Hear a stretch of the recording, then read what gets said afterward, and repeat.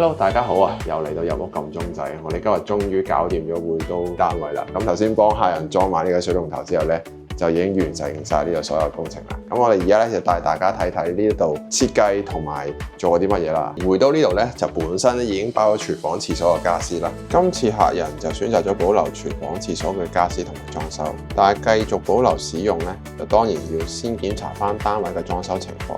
客人係收樓之後，順便要求我哋驗樓，咁我哋可以確保晒全屋係咪需要執收。另外就可以保障翻廚房、廁所嘅耐用度。今次因為只係需要訂做客廳、主人房、客房嘅家私，所以當傾好家私設計，一切準備妥當之後，嚟到香港安裝只係需要2日左右就可以成功入住啦。咁所以我哋喺設計上面咧有啲咩注意呢？就係呢啲家私、櫥櫃、廁所櫃唔拆嘅時候咧，我哋要喺我哋新設計嘅家私嗰度咧有少少跟翻呢個系統，所以咧你會見到呢個櫃中間係用咗拉絲嘅古銅色嘅不鏽鋼，咁我哋呢邊咧都係用咗茶色嘅鏡，同埋一個比較新少少嘅霧面玫瑰金不鏽鋼。咁佢哋嘅下櫃、上櫃用翻同一隻比較淺色嘅木色啦，手抽位係深色嘅。咁而我哋嘅櫃都一樣係有嘅。咁樣睇落咧，新家私同原有嘅家私就會好和諧。咁我哋由門口開始，呢一塊鏡咧，我哋點解會設計咗喺呢度位咧？其實有原因嘅。咁咧，你見翻呢度腳左下面咧，即係個門開咗嘅時候咧，就會到門口呢一度。咁我哋將塊鏡裝近多啲門嘅位置咧，就可以令到呢一條走廊嘅玄關縮短咗啦，可以擺嘅嘢都會多咗嘅。裝完塊鏡之後，行出門口或者入屋就可以照一照鏡啦。然後嚟到呢下一格就係鋼琴鍵掛衣架特色牆。咁呢啲位咧就可以有磁石喺後面，攞開落嚟就可以攞嚟掛嘢。唔想掛嘅時候閂翻，你用嘅時候咧或者用其他嚿咧就開晒佢。所有嘅粗度、長度同埋款式咧都可以自己 custom， 咁就同我哋講翻，咁我哋就可以根據翻你哋嘅要求做翻唔同嘅高度同埋幾多格數都可以。亦都有人做咧全部密籠嘅，獨立拉落嚟，咁就好似一塊平板隱藏式咗啦。走廊通道比較闊啦，咁啊行得好舒服，同埋我哋之後就算入台啊、入家私啊都相當順暢嘅。嚟到呢度咧，我哋做咗一個薄身嘅櫃，但係咧你又唔好睇佢好似得咁薄。我哋之前咧呢一個位咧係一個凹位，凹咗入去嘅。我哋只係將呢一度貫通咗個設計佢，令到呢度就感覺好似薄啲。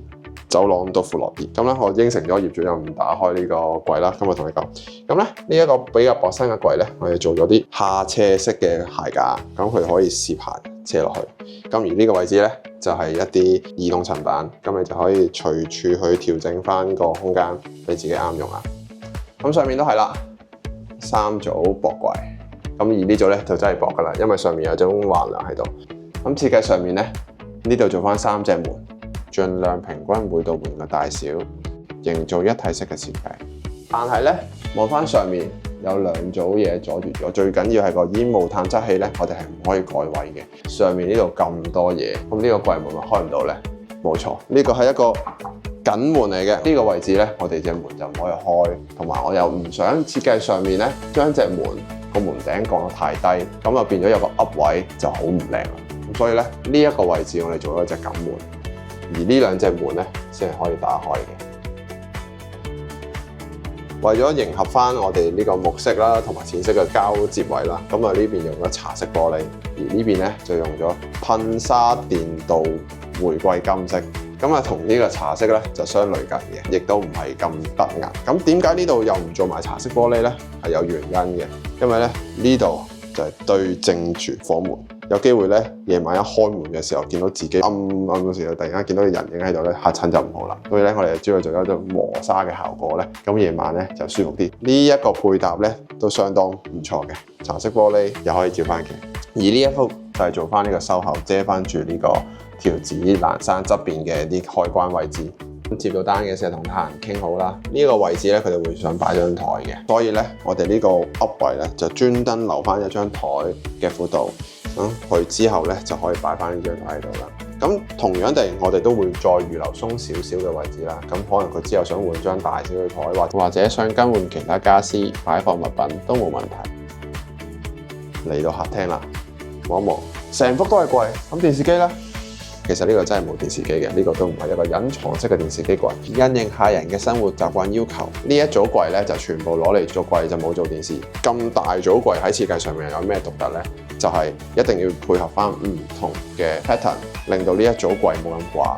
咁其實咧，成屋嘅設計元素咧，我哋只係用咗2款嘅木色，但係我哋喺全屋嘅每一個位置，將個木色個比例調整，再加少少鋼嘅轉換，咁就令到成間屋個設計連貫同埋冇咁寡啦。亦都有做翻唔同嘅弧形嘅側邊位啦，跟住就有暗斜手抽啦。今次嘅暗斜手抽咧，都係做啲新款式啦。咁就個斜手抽咧就向咗前，喺個木面度刮深咗佢，然後貼翻深色嘅木皮，令到個效果做翻有突出嘅。跟住就嚟到呢度啦。其實呢度咧就有少少巧妙嘅。下面其實呢一隻係一對門嘅，我哋係咁樣打開嘅。咁呢度有個陣位啦，你冇得話由呢隻門咁樣打開噶嘛。所以喺樣上面，我哋照跟翻下面呢一個款式，但係喺上面咧分咗3隻門啦。咁呢一隻門咧就咁樣打開嘅，而呢兩隻咧就係咁樣打開啦。設計上面個款式就冇變，而且內籠功能又可以滿足客人擺放唔同高低大小嘅物品。咁啦，我哋點都要揾少少嘅儲物空間同大家講講啦。咁大組櫃咧，咁最好咧就係做翻活動層板啦。當你有一組咁高嘅吸塵機可以擺嘅時候，你將所有活動層板攞走，咁你就可以儲翻高同埋深嘅儲物空間。如果有啲電掣喺度嘅時候，咁記得啲層板或者櫃身度留翻窿，等啲電線啦或者光纖啊可以走翻，咁你就唔使之後全部要現場再喺度開窿轉窿。咁我啲批口位啊成咧執色都執唔到嘅。咁而喺唔同門位嘅配搭上面咧，我哋有少少門交錯高度嘅。呢隻門又係有上、中、下3種分色，但去到呢度亦都係有上、中、下3種分色嘅。但係上部分嘅門先至係高身門，所以斷口就會嚟到深木色木紋嘅上方。而為咗保持呢3隻門嘅設計連貫，所以我哋喺邊高身門嘅深木色木板上下做咗黑色坑，令到呢個位置有斷開嘅感覺，同隔離2隻門一樣。好，嚟到主人房啦，咁一入嚟咧就有一組衣櫃啦。佢已經設計咗俾你係一個位置係擺衣櫃嘅，因為已經有個凹喺度，而仲要喺門後面喎，咁梗係可以擺一組衣櫃，就啱啱好遮晒啦。下面我哋做3對6組衣櫃啦，同樣安裝咗緩衝路軌，可以達到安全、提高使用壽命同埋靜音嘅效果。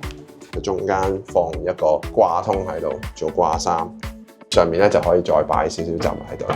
咁而呢一間房咧最有特色咧就係呢條樓梯櫃同埋上下格床。呢條樓梯櫃咧，我哋每一級咧都做咗一個小圓喺度，就算你隻腳揞住喺度咧，都唔會覺得痛。同埋咧，每一層咧都有一組櫃桶喺度，但呢又係櫃桶，呢啲又係櫃桶。咁呢一個櫃桶咪超深咯。咁我哋設計上面咧，呢度會有一組櫃。咁而櫃嘅呢一度入面，我哋都會預留咗個空間係攞嚟做儲物嘅。咁可以試到最尾啦。咁呢個櫃桶咧就要留翻呢個通道，可以拉到出去最出嚟。呢組櫃桶一樣都係安裝咗緩衝路軌，大力山都冇問題。我哋設計嘅時候，選用咗一組較高嘅雙門櫃作為樓梯嘅最後一級，都仲可以掛衫嘅呢一個高度。呢度行咗上嚟之後咧，我哋3邊加埋呢度3.5邊咧，都做咗維生板嘅。咁我哋瞓嘅時候轉身啊、成啊、手機啊、電話啊，揩到牆整花佢嘅機會就會減少啦。咁嚟到呢度下格床啦，咁我哋咧3邊都係做翻維生板嘅。咁我哋都係用翻全屋嗰2款木色啦，但係我哋做個比例就係呢3階都係淺色，前後就深色，咁個視覺平衡上就好少少。下面咧就有3個大櫃桶啦，咁個深度咧就冇去到最尾嘅，咁我哋都係去翻一半個床芯啦。後面分成2塊木板，可以向上掀起，方便儲物嘅同時，亦都容易攞到。書台採用咗比較簡約嘅設計，沿用弧形嘅圓角，避免碰撞。嚟到細房啦，呢同主人房一樣啦，呢度有張台，咁個台面色都係比較淺色，下面都係深色，同翻幾組家私咧都有相呼應嘅，下面係深色嘅，上面就淺色啲，令到個感覺開揚少少。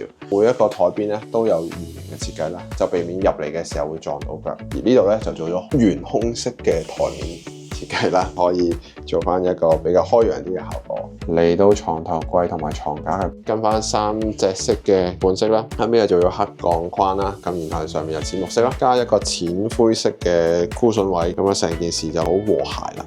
而下方嘅床架咧都係有3個櫃桶，同埋有2組上掀門嘅設計，方便客人攞到嘢。床架咧，咁我哋就根據客人嘅要求高度嚟定製嘅。大家如果知道自己想坐喺床褥上面有幾高咧，記得同我哋講翻，仲要話俾我哋聽你想要嘅床褥厚度啊，咁我哋先可以就得到呢一組下櫃嘅高度嘅。嗱，我哋講完個床嘅總高之後咧，咁我哋就計得到呢一度啦。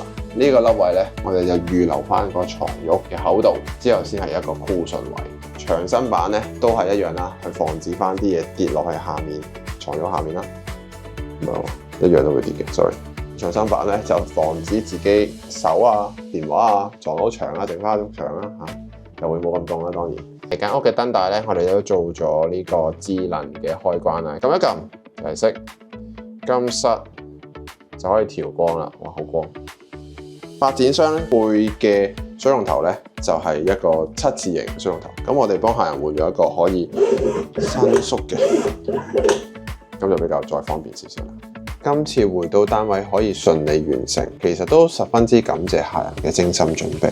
客人對自己嘅儲物要求同埋家私擺設都非常之清晰，而且未收樓之前已經開始揾我哋做室內設計同埋詳細溝通。好彩今次佢哋都非常之滿意，冇辜負到佢哋嘅信任。希望業主一家日火快樂。好，今次就講到呢度。如果有任何裝修嘅疑問或者有咩主題想睇嘅，歡迎喺下面留言。記得訂閱、分享同埋撳鐘仔啊！我哋下條片再見。